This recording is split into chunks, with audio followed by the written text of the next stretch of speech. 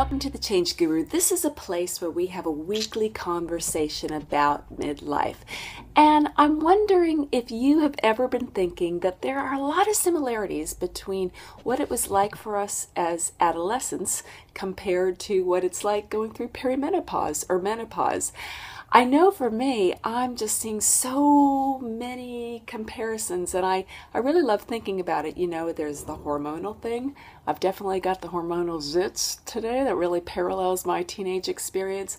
There's that idea of, what do we want to be when we grow up? A lot of us are making big career changes, big relationship changes, big health changes, big purpose changes, and going down the next half of our life, just kind of going, whoa, what's out there? What am I going to do? And that's kind of mirrors the same feelings and expectation and excitement about what it was like for us when we were just at that little point between being still a kid and going into adolescence. For me, the number that comes up when I compare being 52 to when I was a girl is the number is 12.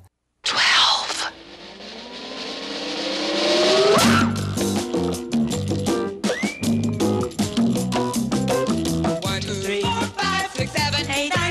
11, 12.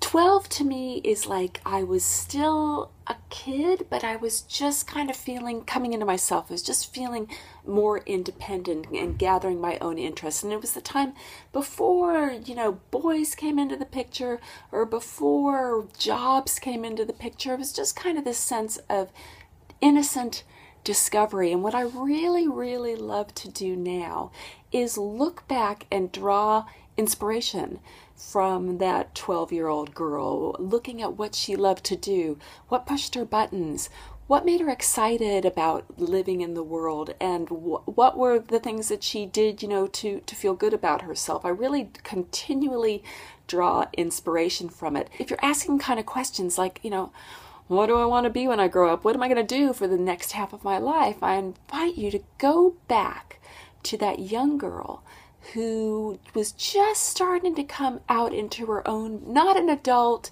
hadn't quite hit any of the issues, just that one little secret sweet spot of a time. And ask yourself, what did I love to do? Where did I like to go? What were the things that made me really, really happy? Looking into your young self can give you actual career direction. For me, it is so uncanny when I look back at my 12-year-old self. I used to love reading about girls my own age, and it didn't matter what era they were from. I used to love Laura Ingalls Wilder books. I used to love Nancy Drew books. I used to love Judy Blume books. It just spoke to me. I loved reading about girls my age and the issues that they were going through. And voila, it's exactly what I love and is my passion right now. But I went for years not really realizing that was something that was so strongly resonating with me and was a real clue to what is juicy for me. A second gift of looking back at your 12-year-old self is identifying patterns. I know for me, when I look back at being 12 years old, I kind of felt like I didn't fit in. I always wanted to fit in, but I still felt like a little bit of the oddball. And now I have looked at that and addressed that through my adult years, and I feel right now that part that didn't fit in, that felt like a bit of an oddball, is actually very beneficial to me. So it's really interesting to look back at the patterns you have.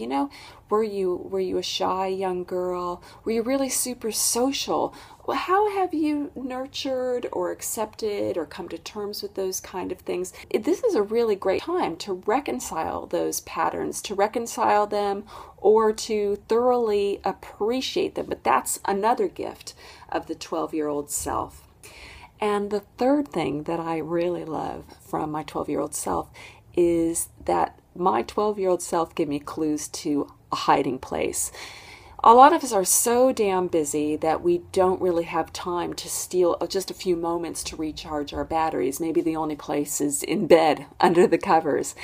But when I was 12 years old, I lived in the suburbs, grew up in the suburbs, and I used to love to take a little picnic and go down to this just this dirt, grassy area with trees above a big lake. And I felt like I was in the deep woods. It just gave me this little bit of break from things. I just felt like I was so far away and so connected with nature. And I cannot walk now, go for my walks and walk in nature without thinking about the gift of having that seed planted when I was 12 years old. My batteries get so recharged when I am on a hiking path with just trees around. I do whatever I can to get off a sidewalk and off a pathway and onto a hiking trail, because it gives me that feeling of the hiding place, of being far away, of being in my own little world, of just recharging my batteries. So look back into your 12-year-old girl. Like, where was her hiding place? What did she like to do that would just give her some type of solace, and see if there are ways that you can implement that kind of hiding place into your life now. And this is a subject I'm so obsessed with, and I continually am thinking of connections between my 12-year-old and 52-year-old self. Completely, I use it almost like a meditation in my thinking. I'm obsessed with it. I wrote about it in my book, How to Find Your Purpose After 40, because I really believe that a lot of these clues lead to careers, which is especially important for us if we're in career transition. But as a whole, as a path for our life, I think there's something so pure and sweet and untainted by the rest of society and all kinds of things in this little time just before adolescence, before everything turns into adulthood, that is really something that I learn a lot from.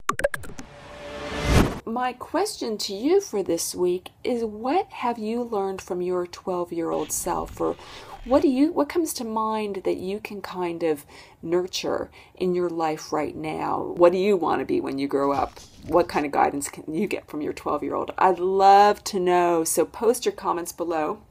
I've written more about this on my blog over at thechangeguru.net. I'll tell you more about my story and how I've kind of used my 12-year-old self as guidance, and I'd love you to come check it out. So come over to thechangeguru.net.